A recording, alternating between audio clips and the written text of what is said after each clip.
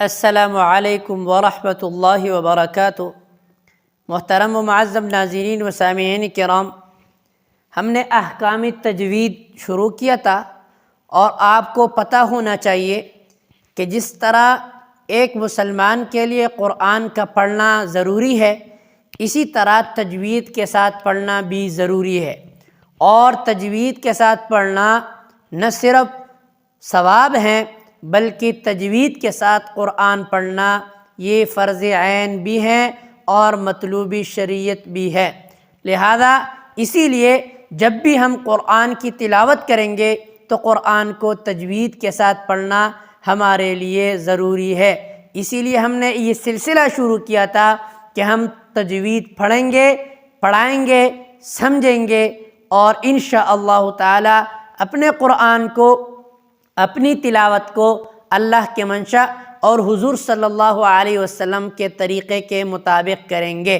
تو اسی لیے آج کے سبق میں ہم پڑھیں گے تجوید کا ایک سبق ہے، وہ ہے ادغام۔ سب سے پہلی بات، ہم جب بھی کسی اصطلاح کو پڑھیں گے تو اس اصطلاح کی تعریف ہم سمجھیں گے کہ یہ ہوتا کیا ہے، پھر اس کے بعد اس کی اقسام اور آگے مثالیں، انشاءاللہ تعالی پھر بات آسانی سے سمجھ میں آ جائے گی۔ تو سب سے پہلی بات یہ ہے، یہ جو ہم نے 3 الفاظ لکھے ہیں، ادغام، نون ساکن، تنوین، تو ہم ادغام کو سمجھیں گے، نون ساکن کو بھی سمجھیں گے اور تنوین کو بھی سمجھیں گے۔ ادغام کیا ہوتا ہے، ادغام کہاں ہوتا ہے، اور ادغام کو ہم نے کس طرح کرنا ہے اور کہاں کہاں کرنا ہے، قرآن مجید میں کون سی آیت ہیں، کون سے الفاظ ایسے ہیں جہاں پر ہم نے ادغام کرنا ہوگا۔ تو آئیے چلتے ہیں سب سے پہلے لفظ کو اور اس اصطلاح کو سمجھنے کی کوشش کرتے ہیں۔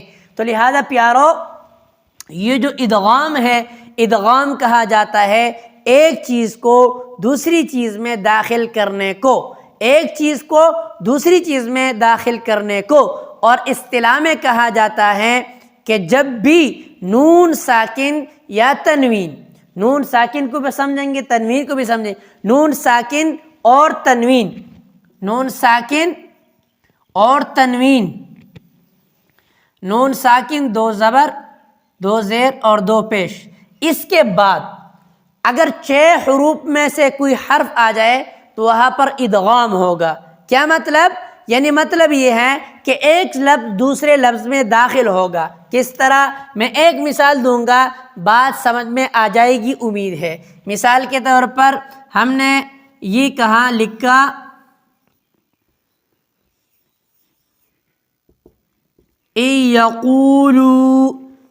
یقولو، یہاں پر نون ساکن ہے اور اس کے بعد آیا ہوا ہے یا آیا ہوا ہے، اور یا کے اوپر شد ہیں۔ کیوں؟ کیونکہ یہاں پر نون یا میں داخل ہو گیا ہے اور یا کے اوپر اسی وجہ سے شد آیا ہوا ہے۔ تو ہم نون نہیں پڑھیں گے بلکہ یا کو زور دے کر پڑھیں گے، یقولو۔ لیکن ساتھ ساتھ میں ایک اور بات جس کو میں سمجھانے کی کوشش کروں گا، دیکھیے اس سے پہلے آپ ان اصطلاحات کو سمجھے تو بات سمجھ میں آ جائے گی۔ دیکھیے ہمارے پاس نون ساکن ہے، تو ساکن تو آپ سمجھ گئے کہ ساکن اس جزم کو کہتے ہیں سکون۔ یہ جزم، یہ جب کسی لفظ کے اوپر آ جائے تو اس کو ہم ساکن کہتے ہیں۔ اور تنوین بھی آپ سمجھ گئے، 2 زبر 2 زیر اور 2 پیش، اس کو تنوین کہتے ہیں۔ تو کسی لفظ کے اوپر جب نون ساکن ہو تو آپ سمجھ گئے کہ یہ والا ہوگا، اور تنوین ہو تو یا تو 2 زبر ہوگا یا 2 زیر ہوگی اور یا 2 پیش ہوں گے۔ تو اسی طرح آپ نے نون ادغام کو بھی سمجھا، نون ساکن کو بھی سمجھا اور تنوین کو بھی سمجھا۔ ابھی آگے چلتے ہیں، ہم جو ہے ادغام کو سمجھ لیتے ہیں کہ کن حروف میں ادغام ہوگا۔ تو اگر نون ساکن یا تنوین کے بعد 6 حروف میں سے، 6 حروف کون سے ہیں؟ ایک ہے یا، اور ایک ہے را، اور ایک ہے میم، اور ایک ہے لام، اور ایک ہے واو، اور ایک ہے نون۔ ان 6 حروف میں سے اگر نون ساکن یا تنوین کے بعد ان 6 حروف میں سے کوئی حرف آ جائے، یا آ جائے، را آ جائے، میم آ جائے، لام آ جائے، واو آ جائے یا نون آ جائے تو اس صورت میں ادغام ہوگا، یعنی یا، را، میم، لام، واو، نون، ان کے اوپر شد آئے گا، یہ مشدد ہوں گے، اور نون ساکن یا تنوین نہیں پڑھا جائے گا۔ پھر بعض حروف ان میں سے ایسے ہیں کہ جہاں پر ادغام ہوگا لیکن غنہ بھی ہوگا، ناک میں آواز بھی لے کے جائیں گے، اور بعض حروف ایسے ہیں کہ جہاں پر غنہ تو ہوگا لیکن ناک میں آواز نہیں لے کے جائیں گے۔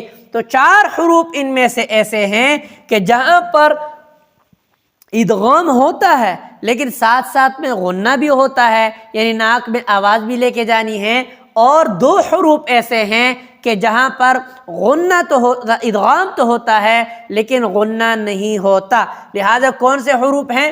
تو دیکھیے اس کو ہم اگر ان کو جوڑیں گے، یا، را، میم، لام، واو، نون، اس کو حروف یرملون بھی کہتے ہیں، یرملون، کیونکہ یا، را، میم، لام، واو، نون، اس کو جوڑیں گے تو اس سے بنے گا یرملون۔ ابھی 4 حروف ہیں جس میں ہم ادغام بھی کریں گے اور ساتھ ساتھ میں غنہ بھی ہوگا۔ وہ 4 حروف کون سے ہیں؟ تو 4 حروف ہیں، میں جو حروف 2 کو مٹاؤں گا، لام ہے اور را ہے، تو کون سے باقی رہ گئے؟ یا، میم، واو، نون۔ اس کو اگر ترتیب سے میں لکھوں گا تو اس سے وہ حرف بنے گا جس کو ہم یاد کر سکتے ہیں، وہ لفظ بنے گا یا، نون، میم اور واو، تو یہ بنے گا ینمو، ینمو۔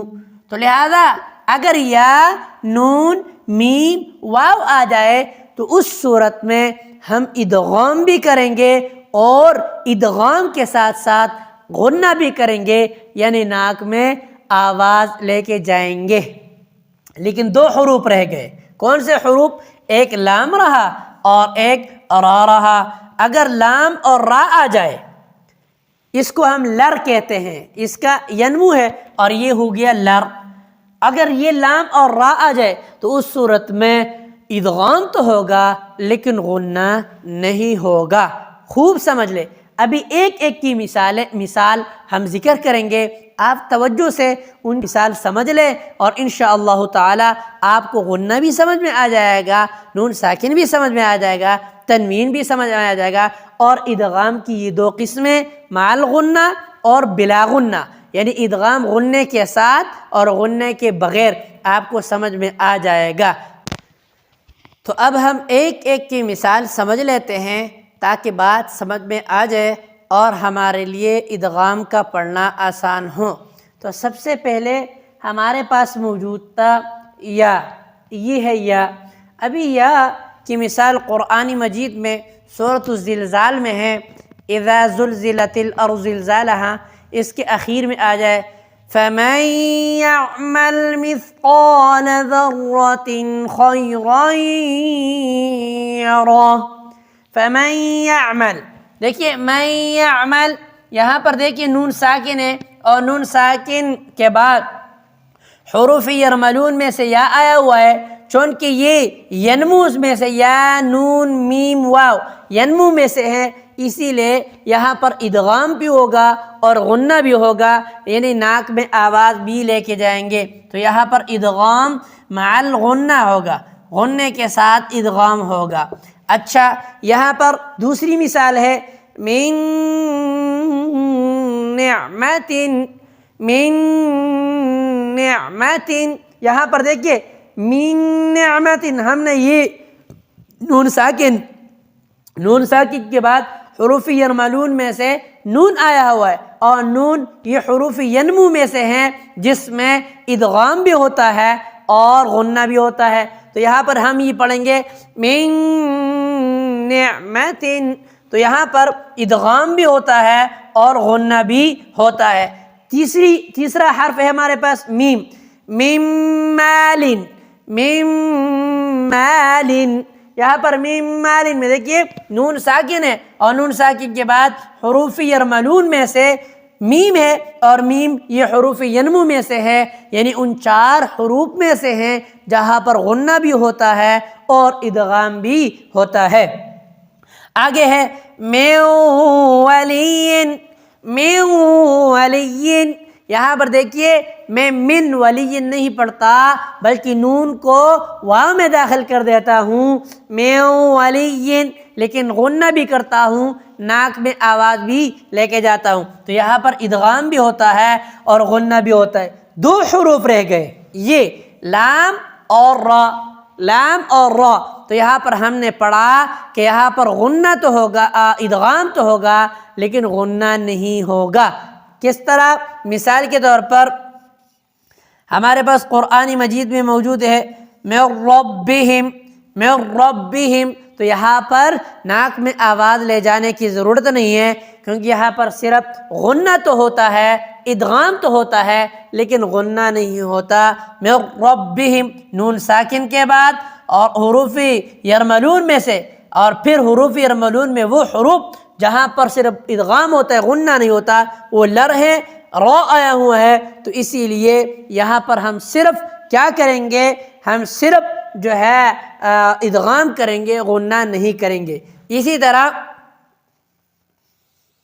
من لبن، یہاں پر نون ساکن ہے اور نون ساکن کے بعد لام آیا ہوا ہے اور لام حروف لر میں سے ہیں، یعنی یرملون میں پھر جو لر ہیں وہ ہیں، لہذا یہاں پر ادغام تو ہوگا لیکن غنہ نہیں ہوگا۔ امید ہے آپ کو اس سبق میں آپ نے سمجھا ہوگا ادغام، نون ساکن، تنوین، اسی طرح حروف ادغام اور حروف ادغام میں پھر 2 قسمیں، ادغام مع الغنہ اور ادغام بلا غنہ، یعنی ادغام غنے کے ساتھ اور ادغام بلا غنہ۔ پڑھیں گے کس طرح، طریقہ کیا ہے، آپ نے مکمل سمجھا ہوگا۔ اگر آپ نہیں سمجھے تو آپ بتا سکتے ہیں، انشاءاللہ تعالی آئندہ آپ کو سمجھانے کی میں کوشش کروں گا۔ دیکھیے ہم سب پر یہ لازم ہے کہ ہم خود قرآن کو تجوید کے ساتھ اسی طرح پڑھیں جس طرح ہمیں پڑھنے کا حکم ہے۔ اللہ ہم سب کو دینی متین سمجھنے اور اس پر عمل کرنے کی توفیق عطا فرمائے۔ وآخر دعوانا ان الحمد للہ رب العالمین۔